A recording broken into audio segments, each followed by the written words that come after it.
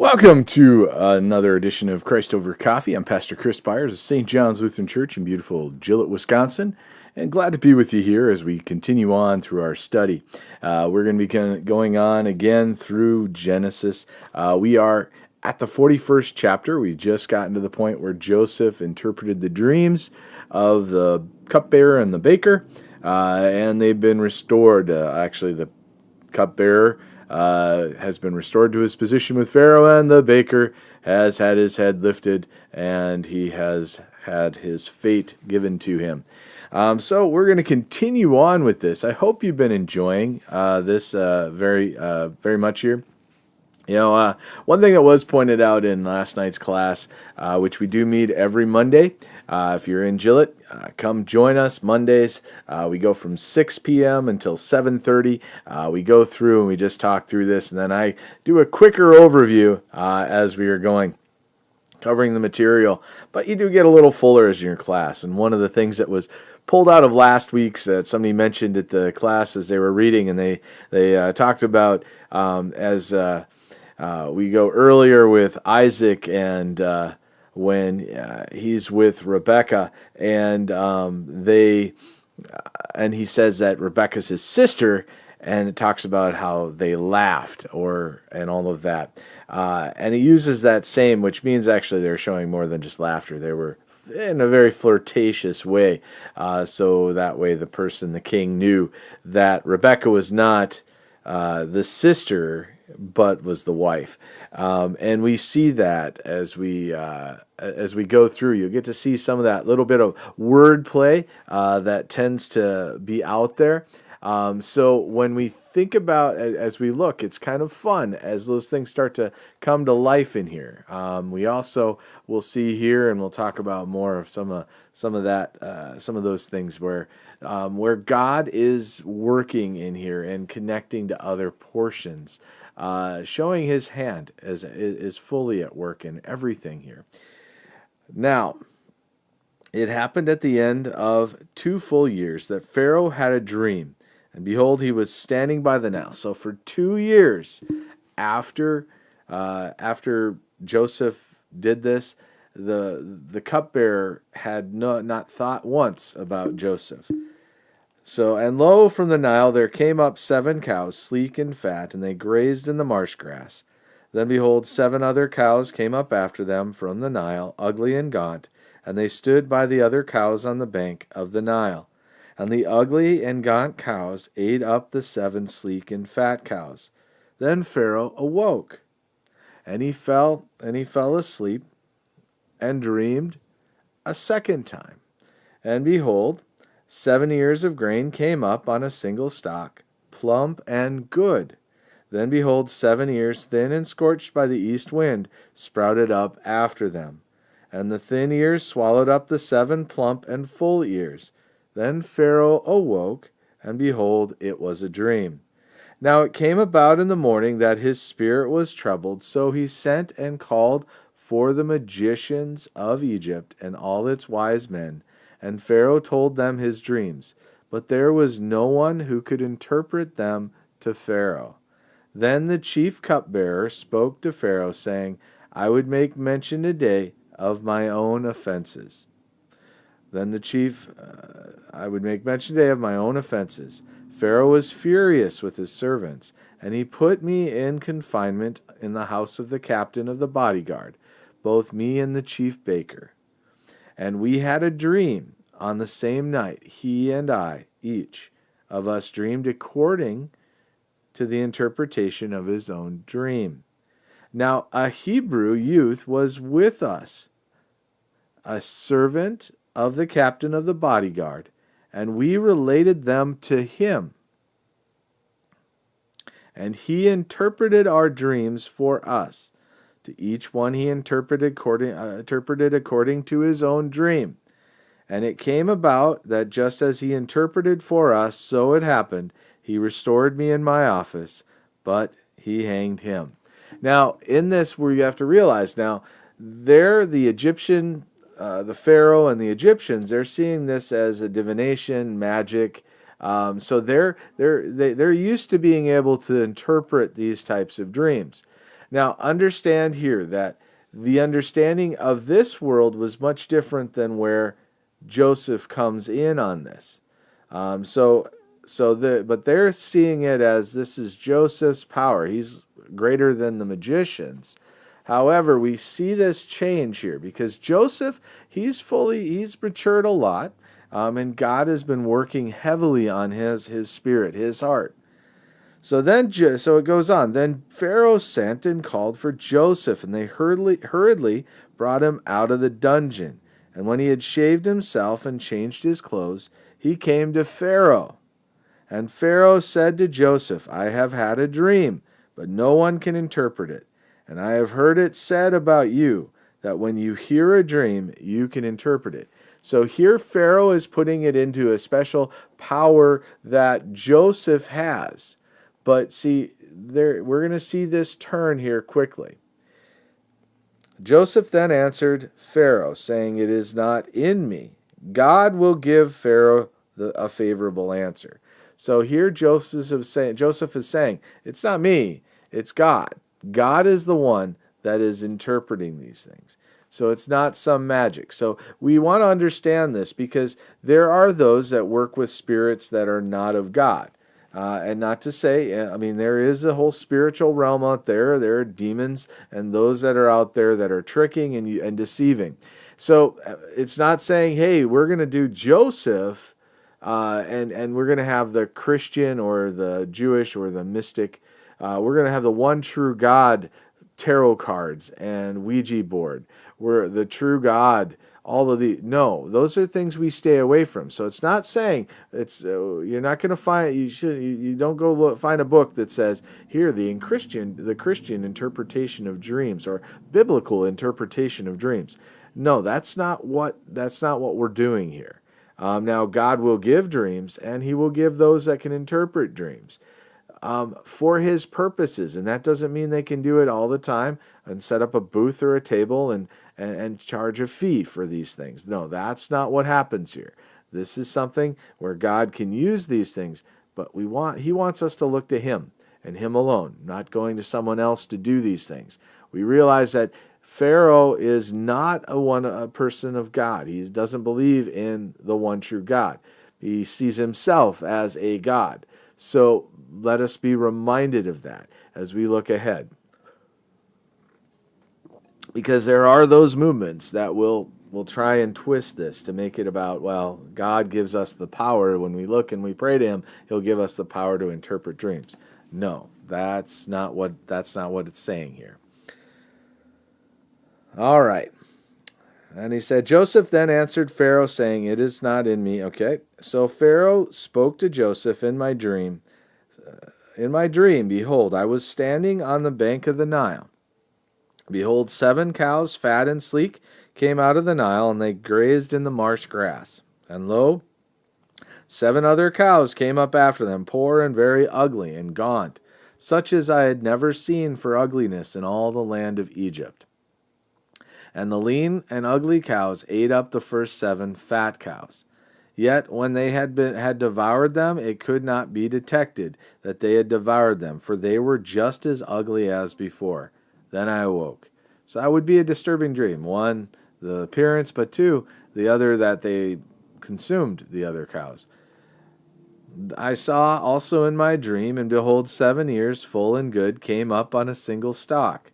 And lo, 7 ears withered thin and scorched by the east wind sprouted up after them. And the thin ears swallowed the 7 good ears. Then I told it to the magicians, but there was no one who could explain it to me.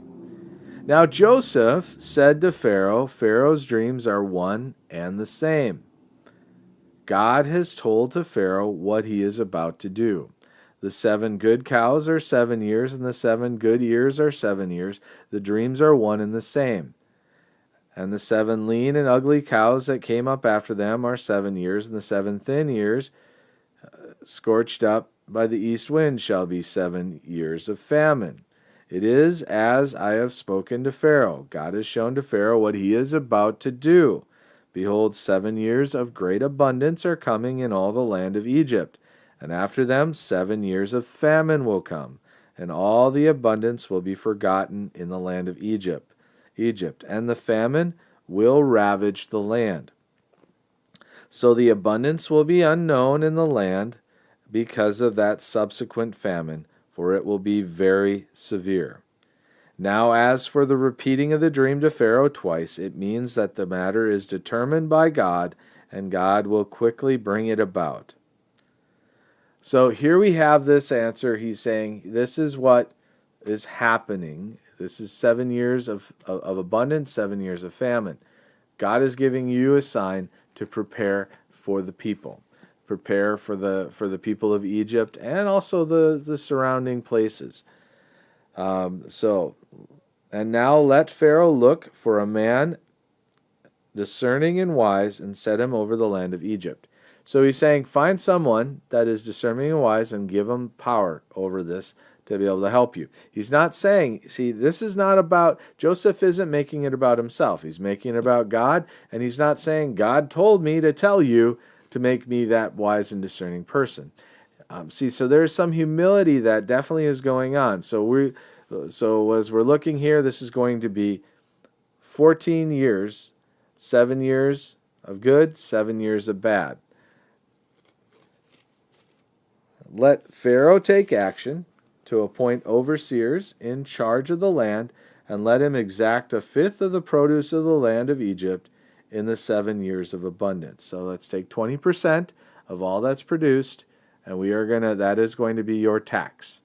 And then let them gather all the food of these good years that are coming, and store up the grain for food in the cities under Pharaoh's authority, and let them guard it. And let the food become as a reserve for the land for 7 years of famine, which will occur in the land of Egypt, so that the land may not perish during the famine. Now the proposal seemed good to Pharaoh and to all his servants. All right, so here it sounds like he's laid out a good plan. Pharaoh says, Then Pharaoh said to his servants, Can we find a man like this, in whom is a divine spirit? So he's saying, wow, you are greater than all my magicians. You have God with you. So could I find anybody better than you? In many ways here, Pharaoh is somewhat humbling himself to the one true God. Yet he doesn't fully, as you understand, he doesn't fully humble himself. But he sees, he understands that there's something different about Joseph, especially compared to everybody else that are his magicians and those that are his religious authorities that are under his charge. So Pharaoh said to Joseph, Since God has informed you of all this, there is no one so discerning and wise as you are. You shall be over my house, and according to your command all my people shall do homage. Only in the throne I will be greater than you. So he doesn't fully humble himself beneath the authority of God through Joseph. He retains his own authority. He still wants to be the powerful God king, the Pharaoh. So he's not converting to the believe and follow the one true God. He's going and he's taking another path. He's following he's allowing Joseph to be over, but not 100%. So he's in some ways Pharaoh is taking some of that glory to himself too, right? How wise and discerning I am, so because I have placed him under my authority, but he has authority over everything just below me. All right. So, and Pharaoh said to Joseph, See, I have set you over all the land of Egypt. Then Pharaoh took off his signet ring from his hand. That's his signature. What he would do is he would take that signet ring and in wax, and he would press his signet in there, that ring in there, and that was his signature to mark that it was an official document or official decree of Pharaoh. So he's giving him that power, as well as, and put it on Joseph's hand, and clothed him in garments of fine linen, and put the gold necklace around his neck. So he set him up. He's wearing all the signs of one of Pharaoh's power. And he made him ride in his second chariot. So he's in the chariot in the only second to Pharaoh's. And they proclaimed before him, bow the knee, and he set him over all the land of Egypt. So he made him a pharaoh or a lord over Egypt. In the sense he made him his second in command, had all the authority and power of Pharaoh, except not over Pharaoh. Moreover, Pharaoh said to Joseph, though I am Pharaoh, yet without your permission, no one shall raise his hand or foot in all the land of Egypt. So he is saying, I'm Pharaoh, but you have all authority over the people. They aren't going to do anything unless you say, if you say jump, they're going to ask, how high? Then Pharaoh named Joseph Zaphenath Paneah, and he gave him Asenath, the daughter of Potiphera, priest of On, his wife. Now I find this to be one of those fun little twists of where God is at work, because you remember it was the wife of Potiphar that put him in prison, and now a priest by the name of Potiphera is giving him his daughter as his wife. So we're seeing how God is turning things and working things, pointing us, look at the back, look at what happened, but see, that evil that was done now is being, it's showing the good that I have in store, because had he stayed in that guard's house, had that not happened and not been sent to prison or jail, he never would have been to this position of authority, because now he is even above him, being a Potiphar and Potiphar's wife. All right. And Joseph went forth over the land of Egypt. Now Joseph was 30 years old, so this is 13 years from the time he was sold into slavery to now. For 13 years he has grown, and now he is just under Pharaoh. Went from a Hebrew thrown into a pit by his brothers to a slave to a prisoner to now Pharaoh's second in command. All right. And during the 7 years of plenty, the land brought forth abundantly. So he gathered all the food of these 7 years, which occurred in the land of Egypt, and placed the food in the cities. He placed in every city the food from its own surrounding fields. Thus Joseph stored up grain in great abundance like the sand of the sea, until he stopped measuring it, for it was beyond measure. I mean, I just can't imagine. This was such an abundance of grain. I remember, and this had been put into large storage, kept safe, kept dry, kept away from animals, rats, rodents, vermin of any sort. They had to protect it. They had to keep it. And it was in these vast, I remember in the 80s growing up, I shared this in class. I remember we had an overabundance of grain so much that the market bottomed out. Farmers couldn't make a penny. They couldn't sell it because if they lost money just selling it. And it came to they had their insurance, and a declaration was declared, and they were told, if you want to be paid to be able to keep your farms afloat, you can't sell this grain, because we cannot flood the marketplace with all this grain. It'll destroy the markets. And I remember seeing piles of grain on the sides of fields just rotting. Now the sad irony of it all is, during this time, that was when there was a famine in Ethiopia, and people were starving, and it just seemed so sinful. But I could just imagine, because that was such an abundance of grain that it was in the eyes of the world was worthless in essence, because there was just too much. And even with that, though, we still had people starving in different parts of the world. That's the irony of, and that's the sin. But anyway, so I could just imagine how vast these storage bins had to have been to hold such an amount of grain. It had to have been huge. I'm sure if we were to start digging around these areas, we would probably find remains of very large grain storage places that fell into disrepair, and probably the large part of them went back to the earth. But here we have this huge amount. Now, before the year of the famine came, two sons. Before the year of the famine came, two sons were born to Joseph, whom Asenath, the daughter of Potiphar, priest of On, bore to him. And Joseph named the firstborn Manasseh, for he said, God has made me forget all my trouble and all my father's household. And he named the second Ephraim, for he said, God has made me fruitful in the land of my affliction. So realizing that this was a land that was meant to be his undoing, it was meant to be his punishment, so to speak, from his brothers. But it has been a fruitful blessing for him. When the 7 years of plenty, which had been in the land of Egypt, came to an end, and the 7 years of famine began to come, just as Joseph had said, then there was famine in all the lands. But in all the land of Egypt there was bread. So when all the land of Egypt was famished, the people cried out to Pharaoh for bread. And Pharaoh said to all the Egyptians, go to Joseph, whatever he says to you, you shall do.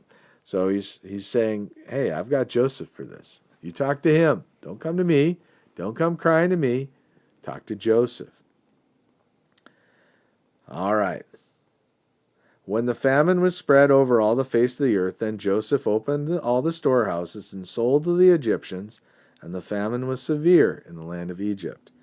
And the people of all the earth came to Egypt to buy grain from Joseph, because the famine was severe in all the earth. Now, when we read this, thinking all the earth, understanding what the way that is being said, all the earth would have been all the known world to them at the time. Of course, they didn't have people coming from North America or the farthest reaches of Asia, though there could have been some, or even Europe on that time. But all the earth, all the known world, everywhere that knew Egypt knew that they had abundance. So this is what we have to understand. Now Jacob saw that there was grain in Egypt, and Jacob said to his sons, why are you staring at one another? Now this is a question that was arise. As you'll notice in here, and let's think about this, it goes between Jacob and Israel are used interchangeably throughout this portion of Scripture. As you find, you will read that. And you'll also find throughout Scripture when I'm the God of Abraham, Isaac, and Jacob is more commonly. You'll hear when God gives his name, or it lets people know who he is. But you can also find at times they'll say Israel. All right. Okay. And he said, all right. Now Jacob saw that there was grain in Egypt. Jacob said to his son, why are you staring at one another? Why are you navel gazing? Why are you doing nothing? And he said, behold, I have heard that there is grain in Egypt. Go down there and buy some for us from that place, so that we may live and not die. Then 10 brothers of Joseph went down to buy grain from Egypt. But Jacob did not send Joseph's brother Benjamin with his brothers, for he said, I am afraid that harm may befall him. So we know that Joseph's 17. We don't know exactly how old, Joseph was 17 when he was taken. We don't know exactly how old Benjamin was at this point, but we know he's the youngest of them all. But his father's still very protective of him because he's the second child from his favorite wife, Rachel. And Rachel's dead. She died giving birth to Benjamin.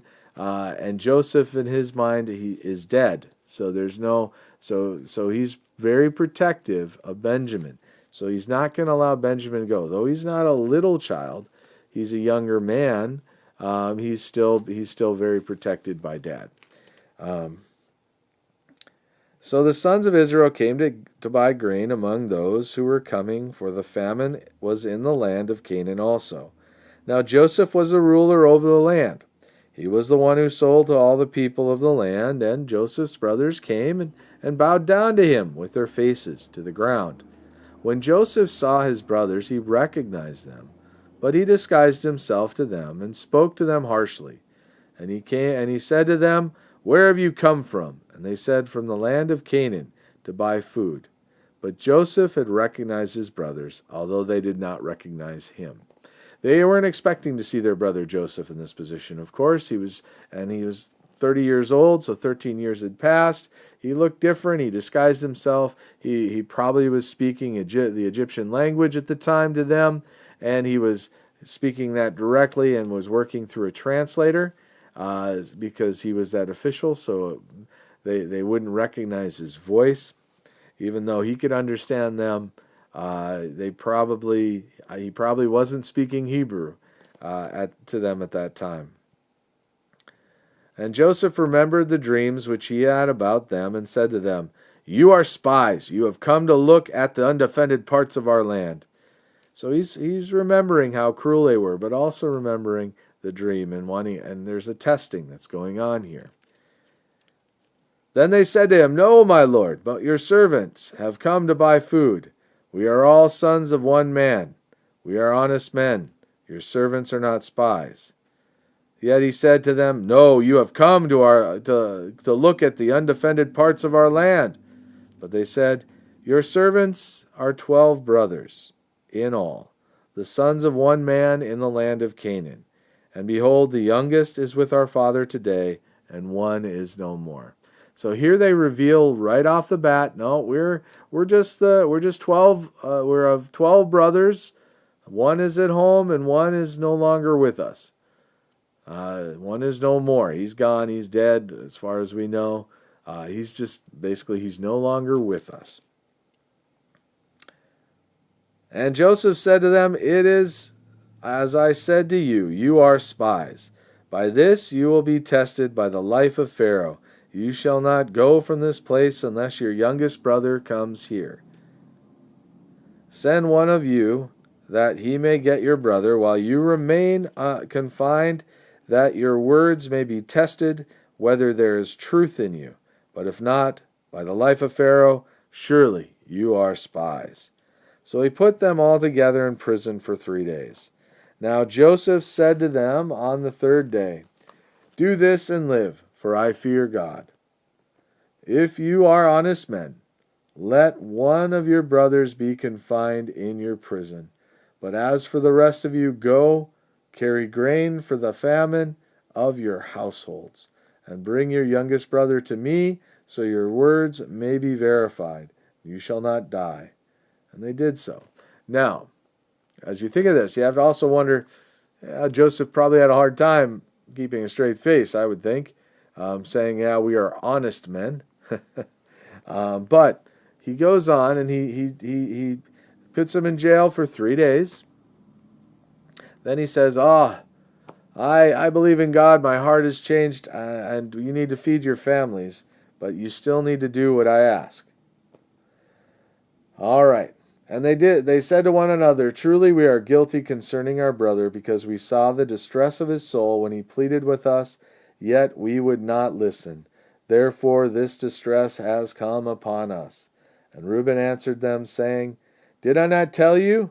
Do not sin against the boy," and you would not listen.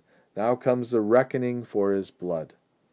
They did not know, however, that Joseph understood, for there was an interpreter between them. Now this is saying, so he never spoke Hebrew with them. He spoke through this interpreter. So they had no clue that he had a full understanding of Hebrew and knew everything that they were saying. All right. They did not. Okay. And he turned away from them and wept. So he's hearing that there's a change. There's some in their heart. They're feeling like they know they did something wrong. All right. But then when he returned to speak to them and spoke to them, he took Simeon from them and bound him before their eyes. Then Joseph gave orders to fill their bags with grain and to restore every man's money in his sack, and to give them provisions for their journey. And thus it was done for them. So he still is being very kind, but he took one of the brothers that plotted for his sale and all the evil, and put him in prison, bound him up as the one that would be held. And then also made sure that they were taken care of. So they loaded their donkeys with their grain and departed from there. And as one of them opened his sack to give his donkey fodder at the lodging place, he saw his money, and behold, it was in the mouth of his sack. Then he said to his brothers, My money has been returned, and behold, it is even in my sack. And their hearts sank, and they turned trembling to one another, saying, What is this that God has done to us? So there they think, oh, he's taken our brother as a slave. We're never going to see Simeon again. When they came to their father Jacob in the land of Canaan, they told him all that had happened to them, saying, the Lord of the land, spoke harshly with us and took us for spies of the country. But he said to them, We are honest men, we are not spies. We are 12 brothers, sons of our father. One is no more, and the youngest is with our father today in the land of Canaan. And the Lord of the land, said to us, By this I shall know that you are honest men. Leave one of your brothers with me, and take grain for the famine of your households, and go. But bring your youngest brother to me, that I may know that you are not spies, but honest men. I will give your brother to you, and you may trade in the land. So there's the agreement that's set out there. Now it came about, as they were emptying their sacks, that behold, every man's bundle of money was in his sack. And when they and their father saw their bundles of money, they were dismayed. And their father Jacob said to them, You have bereaved me of my children. Joseph is no more, and Simeon is no more. So he's writing off Simeon. And you would take Benjamin? All these things are against me. Now I have 2 sons that are no more. Because he believes Joseph to be dead, and he's writing off Simeon as if dead. Then Reuben spoke to his father, saying, You may put my 2 sons to death if I do not bring him back to you. Put him in my care, and I will return him to you. But Jacob said, My son shall not go down with you, for his brother is dead, and he alone is left. If harm should befall him on the journey you are taking, then you will bring my gray hair down to Sheol in sorrow. You will be the death of me. If he is taken, this is my Benjamin. He's the only other son of my beloved Rachel. So I'm sure the other 10 brothers are really would feel great. The 9 that are hearing this, oh yeah, great. Simeon doesn't matter, but Benjamin and Joseph are your prizes. Now the famine was severe in the land. So it came about, when they had finished eating the grain which they had brought from Egypt, that their father said to them, Go back, buy us a little food. And it seems, here you have to think about Jacob, Israel. And if you notice, it does go back and forth. Now, a good study on that, if you ever thought of that, would be one that was brought up is why. Yeah, but that would take a lot of study to figure out why. Is he acting more in the authority of Israel when he's spoken of Israel and the country and the people? And then as Jacob, he's more of his old self. That would be a good study to really get into. All right, so Judah spoke to him, however, saying, The man solemnly warned us, You shall not see my face unless your brother is with you. If you send our brother with us, we will go down and buy you food. But if you do not send him, we will not go down. For the man said to us, You shall not see my face unless your brother is with you. Now, they've also written off Simeon at this point, because they see no point in going there, because they'll just be imprisoned with Simeon. So they'd be lost and their families would get nothing. That's where they're coming. They're coming very strongly in this mentality here. All right. Then Israel said, Why did you treat me so badly by telling the man whether you still had another brother? But they said, the man questioned particularly about us and our relatives, saying, Is your father still alive? Have you another brother? Now, We know from what they said to Joseph that's not exactly how it came to be. Because they gave it all out in one statement, all of them. But now they're kind of pulling it back. They're changing it a little because now their dad's pushing on there, so they now have to justify why it was revealed that they had a younger brother at home, and all of this. Why did that have to come out? So they're putting it on, saying, "Oh, the Lord of the land did this." The overseer, he was a tough one. He pushed us, so we just gave it. But they do have one fair point on this. And have you another? So we answered his questions. Could we possibly know that he would say, "Bring your brother down," which is a fair question. I mean, and you could tell when they said it, they were just saying the truth about themselves. But now they're trying to make it as if, well, we need to press this a little. Dad's not happy, and we can't just say we blurted it out. So, and Judah said to his father Israel, "Send the lad with me, and we will arise and go, that we may live and not die, we as well as you and our little ones.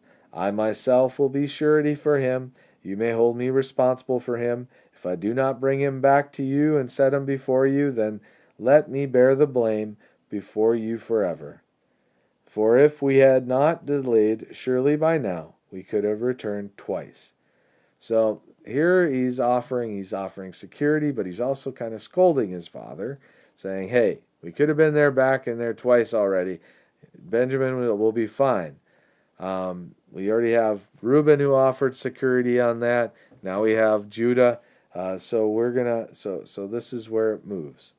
Then their father Israel said to them, "If it must be so, then do this. Take some of the best products of the land in your bags and carry down to the man as a present a little balm and a little honey, aromatic gum and myrrh, pistachio nuts and almonds." So they had some there, but it wasn't good sustaining food. So here they're going. Here's a gift to show our sincerity and our appreciation for doing business with them. So take this with them. And then it says, "And take double the money in your hand. Take back in your hand the money that was returned in the mouth of the sacks. Perhaps it was a mistake. Take your brother also, and arise, return to the man. And may God Almighty grant you compassion in the sight of the man, that he may release to you your brother and Benjamin. And as for me, if I am bereaved of my children, I am bereaved." So he's given up. He knows if they do nothing, they're all going to starve anyway.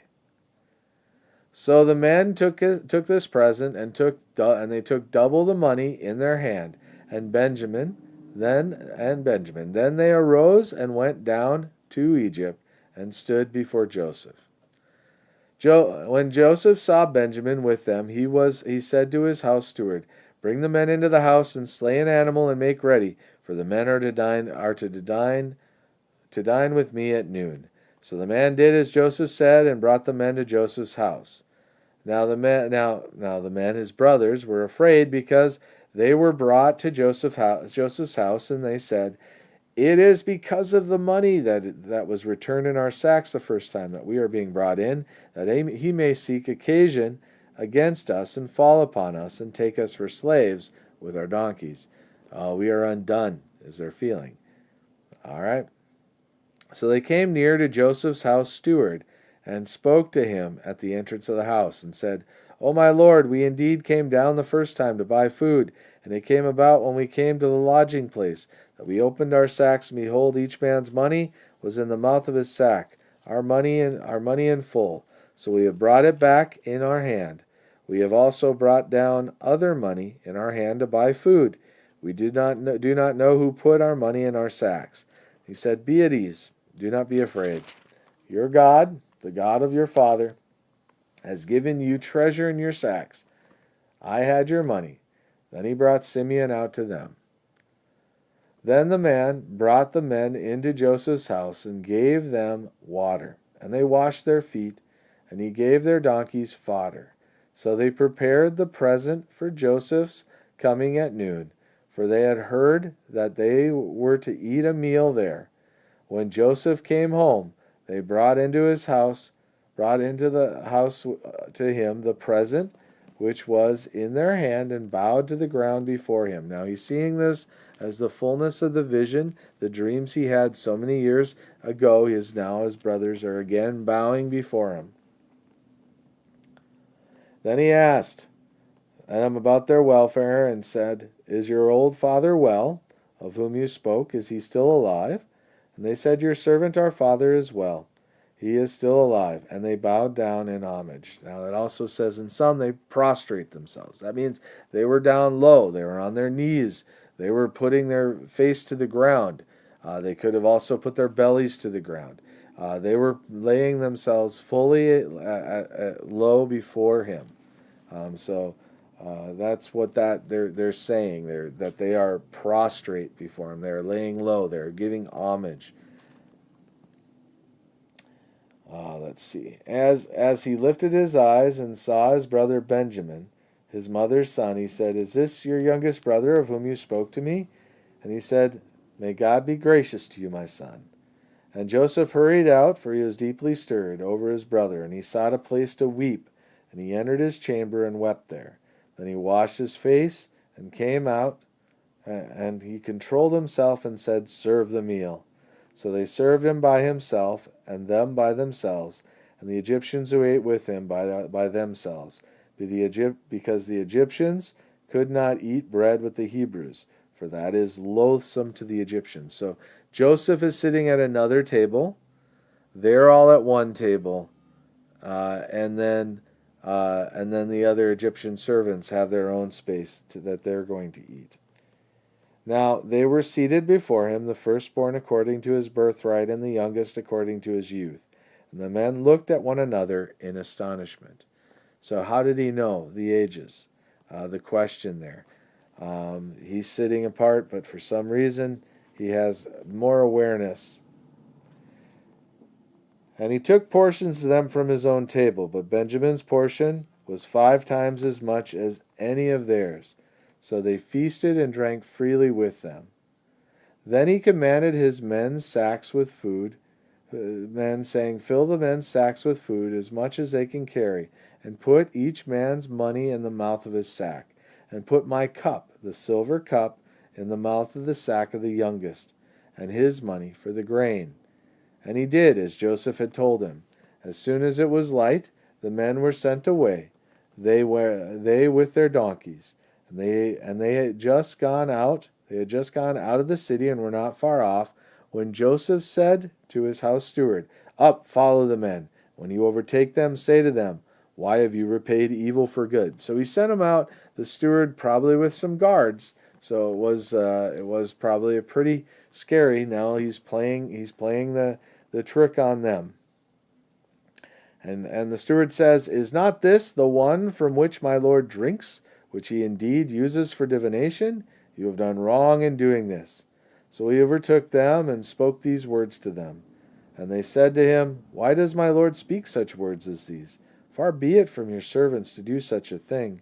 Behold, the money which we found in the mouth of our sacks we have brought back to you from the land of Canaan. How then could we steal silver or gold from your lord's house? With whomever of your servants is found, let him die, and we also will be my servants' slaves." So now they're offering a promise of, hey, we're honest guys. They're going a little farther in their promise than they probably should have and needed to, because they're giving themselves over and putting themselves at risk. And they're also showing they had no idea what was going on. Then they hurried, each man lowered his sack to the ground, and each man opened his sack, and he searched, beginning with the oldest and ending with the youngest, and the cup was found in Benjamin's sack. Then they tore their clothes. That's a sign of despair. And when each man loaded his donkey, they returned to the city. So now Benjamin would be taken. They tore their clothes. They couldn't leave without Benjamin, so now they're following. When Judah and his brothers came to Joseph's house, he was still there, and they fell to the ground before him. So they lay prostrate. And Joseph said to them, "What is this deed that you have done? Do you not know that such a man as I can indeed practice divination? Don't you know that I know the things, that I can see things? So Judah said, What can we say to my Lord? What can we speak? And how can we justify ourselves? God has found out the iniquity of your servants. Behold, we are my Lord's slaves, both we and the one in whose possession the cup has been found. But he said, Far be it from me to do this. The man in whose possession the cup has been found, he shall be my slave. But as for you, go up in peace to your father. So he's testing. Are you going to abandon Benjamin like you did me? They don't know. They don't know this is Joseph. But Joseph is testing them. How much has your heart changed? Are you more worried about your own skin? All right. Then Judah approached him. O my lord, may your servant please speak a word in my lord's ears, and do not be angry with your servant, for you are equal to Pharaoh.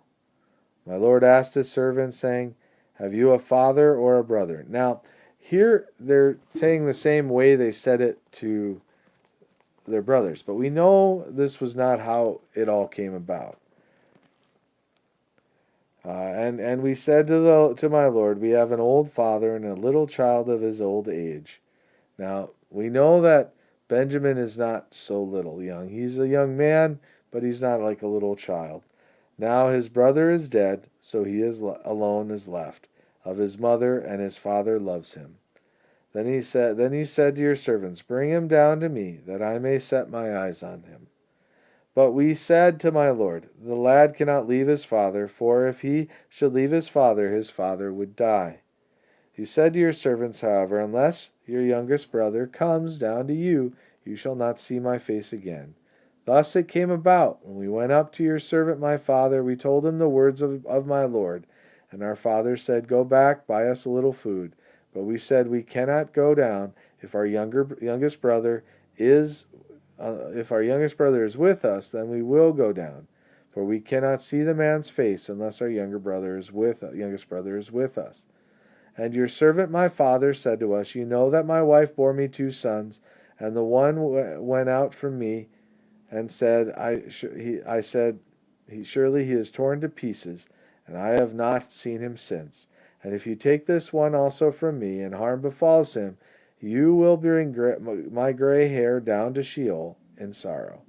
Now therefore, when I come to your servant my father, and the lad is not with us, since his life is bound up in the lad's life, it will come about, when he sees that the lad is not with us, that he will die.